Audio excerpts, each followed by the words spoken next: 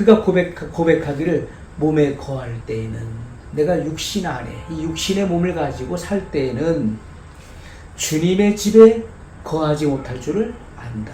이런 육신의 몸을 갖고는 주님을 뵐 수 없다는 것을 아노라. 이렇게 고백하고 있는 것입니다. 그래서 이 육신이라고 하는 이 제한성이 있잖아요. 이 제한성 때문에 주님과 떨어져 있는 것입니다. 하지만 육신을 떠나게 될 때, 죽음을 통해서 육신을 떠나게 되면 주님께 나가서 주님과 함께 살고, 또 부활의 몸을 입을 때 주님과 같이 될 것이라고 하는 분명한 소망을 그는 피력했던 것입니다. 그것이 고린도 후서 3장 18절에 분명히 증거하고 있어요. 우리가 다 수건을 벗은 얼굴로 거울을 보는 것 같이 주의 영광을 보매 저와 같은 형상으로 화하여 영광으로 영광에 이르니 곧 주의 영으로 말미암음이니라. 아멘. 자, 주의 영광을 보매 어떻게 해요? 우리가 다 수건을 벗은 얼굴로, 수건을 벗었다는 것은 신약의 성령의 역사를 통해서 수건을 벗는 것입니다. 그래서 수건을 벗은 얼굴로 거울을 보는 것 같이 주의 영광을 보매 저와 같은 형상으로 화하여, 이 주님과 같이 된다는 것이죠. 주님의 부활의 몸과 주님의 영광의 몸과 같이 변한다는 거예요. 저와 같은 형상으로 화하여 영광으로 영광에 이르니, 영광에서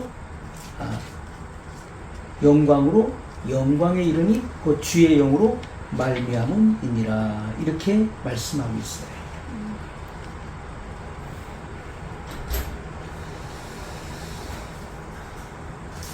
자, 그래서 이것은 굉장히 중요한 말씀인 것입니다. 우리가 그 영광으로 영광에 이른다. 그래서 우리가 이 땅에서의 그런 영광에서 더 깊은 영광, 더 높은 영광으로 나가는 것입니다. 자, 예수님께서도 육체로 계실 때, 예수님께서 성육신하여 이 땅에 오셨잖아요. 말씀이 육신을 입고 이 땅에 오신 것입니다. 그래서 그 육체로 임하신 거예요. 이 육체로 계실 때는 심령으로 하나님 아버지와 교제하셨죠. 심령으로 교제하신 거예요. 하지만 그 육신의 제한된 몸으로는 승천하실 수가 없는 것입니다. 그렇기 때문에 예수님은 죽음을 통과하여 인류 대속을 이루신 것이죠. 십자가 죽음을 통과한 인류 대속을 이루신 것입니다. 그리고 죽은 자들 가운데서 제3일 만에 부활하셨어요. 부활하신 후에 승천하신 것입니다. 이 부활의 몸을 입어야만 승천할 수가 있는 거예요. 이 육신의 몸으로는 안 되는 것입니다. 이 몸은 제한되어 있기 때문에 올라갈 수가 없는 거예요. 반드시 그 부활의 몸을 입어야만 올라갈 수 있는 것입니다. 자, 이와 같이 성도들도 두 반열에 대해서 성경은 분명히 말씀하고 있어요.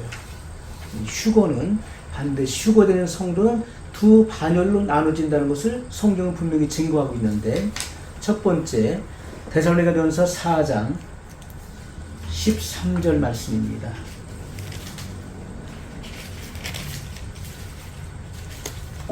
데살로니가전서 4장 13절, 형제들아 자는 자들에 관하여는 너희가 알지 못함을 우리가 원치 아니하노니 이는 소망 없는 다른 이와 같이 슬퍼하지 않게 하려 함이라. 자, 우리가 이 잔다는 것은 이 죽음을 말하는 것이죠. 자는 자들에 관하여는, 이것은 바로 죽은 자를 말하는 거예요.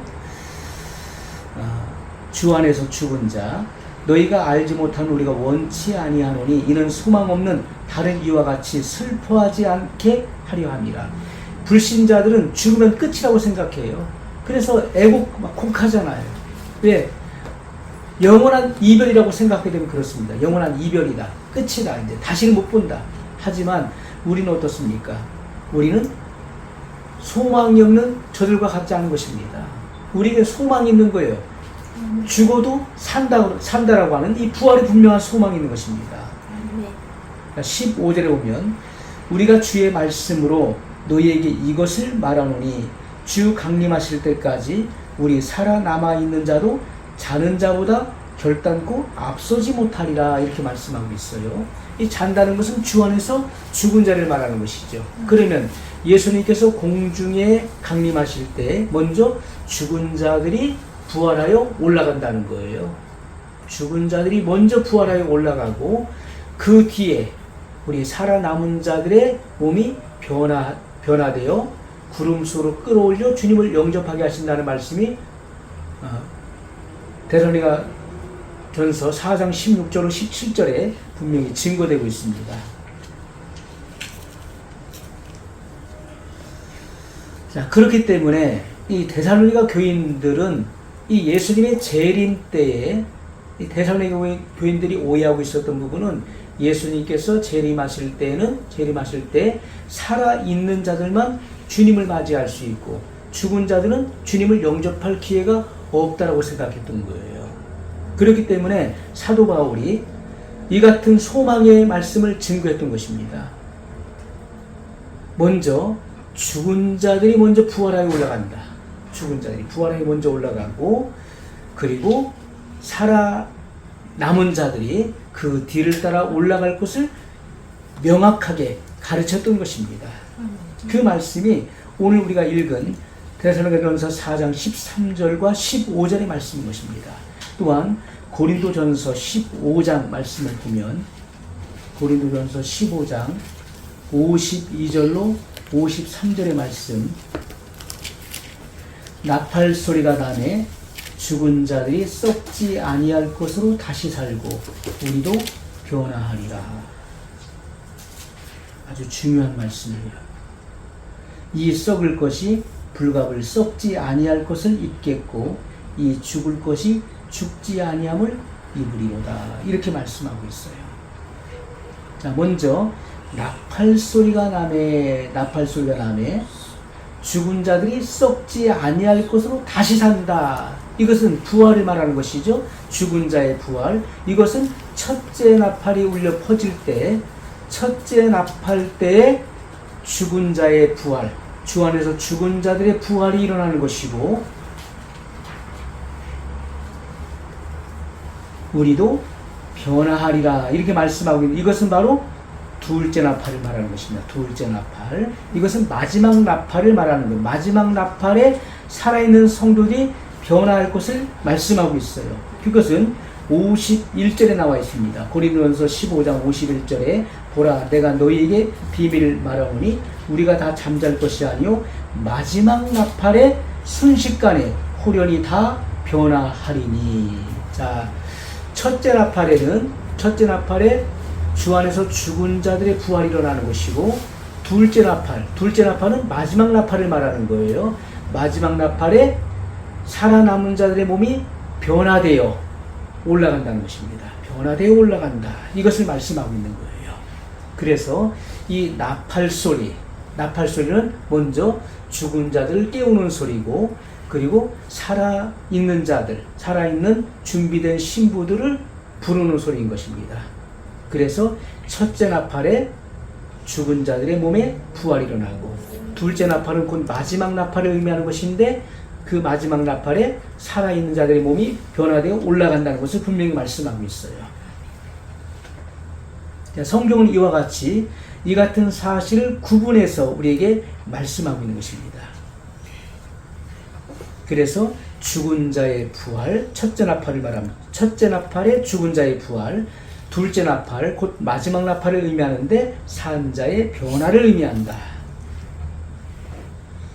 자, 성경은 이와 같이 우리에게 이 나팔 소리, 첫째 나팔, 그리고 마지막 나팔, 이것은 둘째 나팔을 의미하는 것을 분명히 구분해서 우리에게 증거하고 있는 것입니다. 자, 그래서 우리가 두 반열 가운데 첫 번째 반열은 죽은 자 가운데서 부활하는 성도들. 자, 두 번째 반열, 살아있는 성도의 변화를 의미하는 것입니다. 자, 죽은 성도가 부활하여 올라간 후에 살아있는 성도가 순식간에 그 몸이 변화되어서 주님의 권능에 의해서 이끌려 올라가는 것이죠. 공중에서 주님을 영접하게 될 것을 성경은 말씀하고 있어요. 자, 그래서 그 휴거되는 것은 이 육체의 몸이 아닙니다. 변화된 몸이 휴거되는 거예요. 이 육체의 몸을 갖고는 올라갈 수가 없는 거예요.